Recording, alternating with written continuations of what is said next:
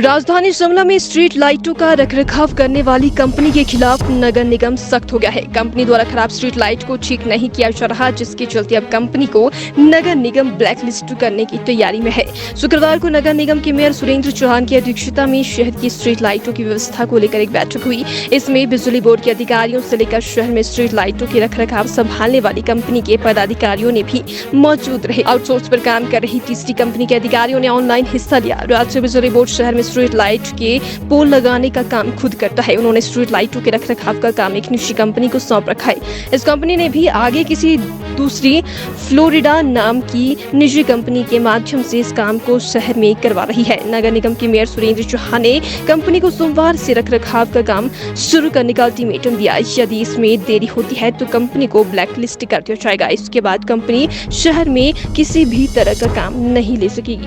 देखिए, आज electricity board के अधिकारी चाहे वो रूरल के थे या अर्बन के थे, एक्शन एसडीओ और जेईज भी थे, और हमारे कॉरपोरेशन के कमिश्नर और बीएनआर के एक्शन सभी लोग थे। और इसमें जो आपने जो पूछा कि कितनी लाइटें नहीं लगनी है, हमारा 1000 लाइटों का एक प्रपोज़ल गया हुआ जिसका वर्क इन प्रोग्रेस है। लगभग 400 या 450 के करीब हमने पोल खड़े कर दिए हैं, और इसके अलावा कुछ पोल्स में जो पुराने पोल है एग्जिस्टिंग पोल में उसमें लाइटें लगनी है। सबसे बड़ा इशू हमारा पिछले हाउस में आया था कि लाइटें ख़राब है, काफ़ी लाइटें ख़राब है, उसको अटेंड नहीं किया जा रहा कंप्लेंट्स को। उसकी कंपनी है जो बिजली बोर्ड ने 2-3 कंपनीज को साथ एग्रीमेंट किया हुआ, जिसमें EESL है जो मेंटेनेंस देखती है, और एक पोल जो है वो इलेक्ट्रिसिटी बोर्ड खड़ा करता है। इनकी दो तरह की इश्यूज़ हैं। तो एक पोल खड़ा करता है बिजली बोर्ड, और जो लाइट को मेंटेनेंस और लगाते हैं वो EESL के लगाते हैं। EESL एक कंपनी है जिसने आगे सबलेटिंग कर रखी है फ्लोरिडा कंपनी के साथ हमारी ऑनलाइन मीटिंग हुई आज अभी। इसके साथ ही हमने उनको लाइन पे लिया था, ऑनलाइन ही उसने अपने इश्यूज़ को एड्रेस किया था, जिससे हम लोग इतने सेटिस्फाई नहीं थे।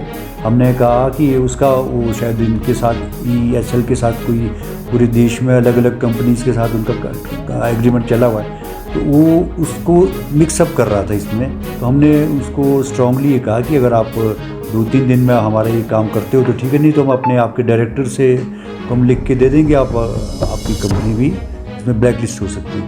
तो मैं इनको बिल्कुल टाइम बाउंड किया है, और इनको क्योंकि हमारा इशू नहीं है, हमारे पार्ट से कोई इशू नहीं है।